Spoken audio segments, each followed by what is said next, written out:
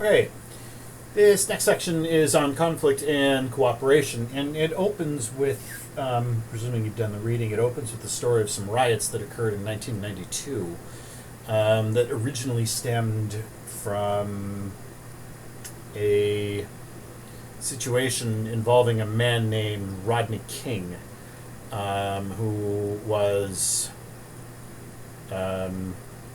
arrested by 4 white police officers, and the police officers claim that he engaged in resisting arrest, and the cops beat him, and video was found of this beating, and it led subsequently to extended riots in Los Angeles. And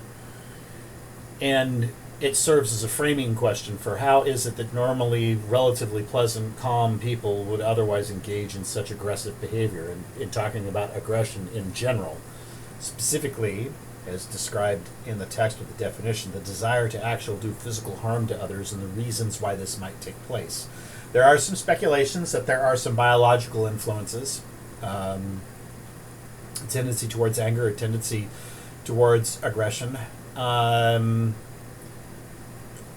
There appear to be some biological indications to it based on twin studies, for instance, but the actual markers for what is contributing biologically to aggression is still unknown. Bandura then continues to go that there are significant cognitive factors, specifically that having aggressive behavior modeled for you by someone important in your life, for instance, you have an aggressive dad, consequently you end up with somewhat aggressive sons, can certainly factor into these. Personality factors can most definitely factor into aggression. When you look at the concept of personality disorders, there are some who are going to be much more prone to aggression than others. And then in conjunction with the cognitive factors, there are environmental factors. Not only how are you raised, but what are the circumstances in which you live right now? If you're living in a violent neighborhood, perhaps where gunfire is a regular occurrence. Now, living here in Tri-Cities, this is not something to which any of us really are accustomed.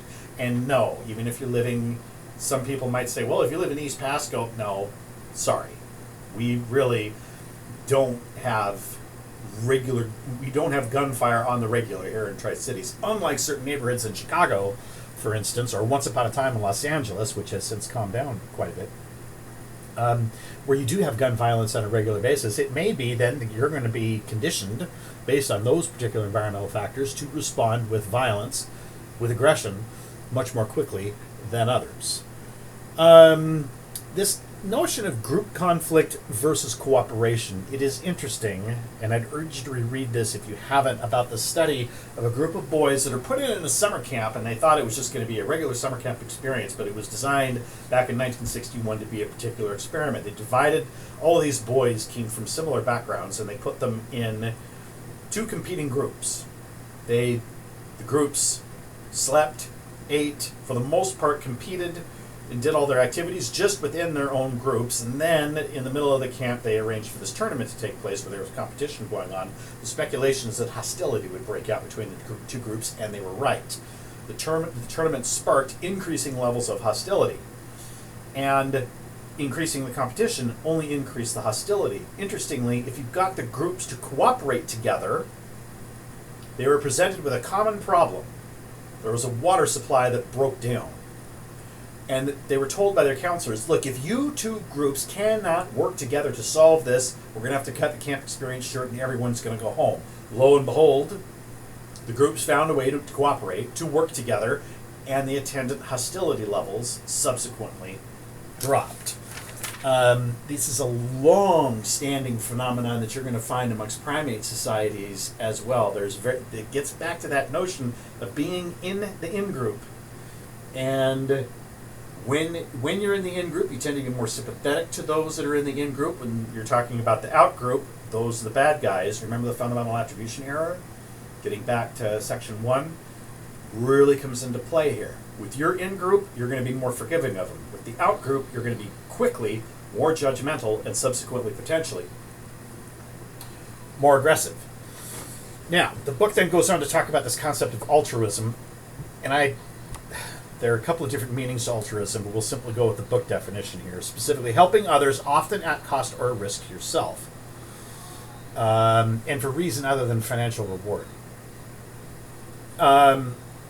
What gets in the way of altruism, of helping others? There's a number of different fascinating concepts to factor into this. One is diffusion of responsibility. Notice the presence of others lessens an individual's feelings of responsibility for his or her actions or failure to act. And tied into this is this notion of the bystander effect. Now, I want you to read what the text actually says, not the definition. The bystander effect occurs when a person page 569. The bystander effect occurs when a person refrains from taking action because of the presence of others. This has been documented on a number of different occasions.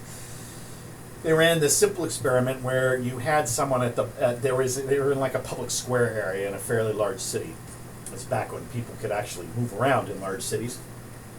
And they set it up so that over different courses, over different times of the day, you'd have a person who would lay on the pavement as if they had just suffered a fall. And then then from a distance, the folks who were observing, now the person really wasn't injured, but from a distance you'd have people recording how many bystanders were walking by and how many would then offer help. And an interesting thing they discovered is that the busier the time was, the less likely a person was to actually stop and help. So if you did this during a lunch hour, for instance, and literally 100 people could walk by, you might get one or two people who might respond. On the other hand, let's say this took place at like 6 in the morning when traffic is very light.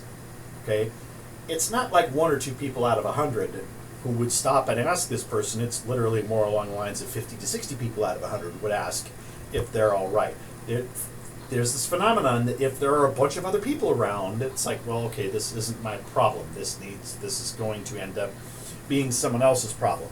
Now, I need to caution you, there have been some challenges to these particular findings as well. I personally think there's some real legitimacy to it because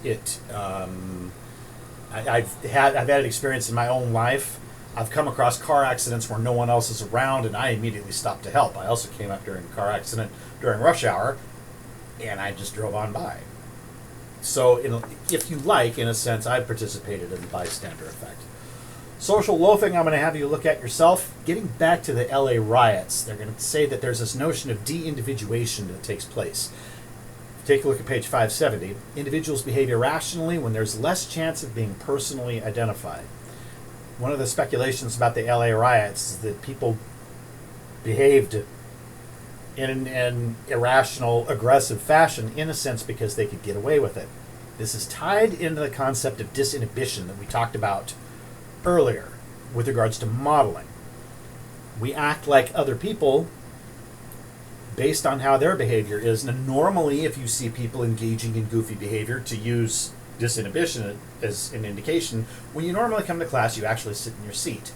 But if you came into my class and there were a couple of guys who were simply out of their seats carrying on and didn't do anything, and I never said anything about it, I didn't correct them, your response as a group may be, oh, well, if they can get up and move around, I can get up and move around.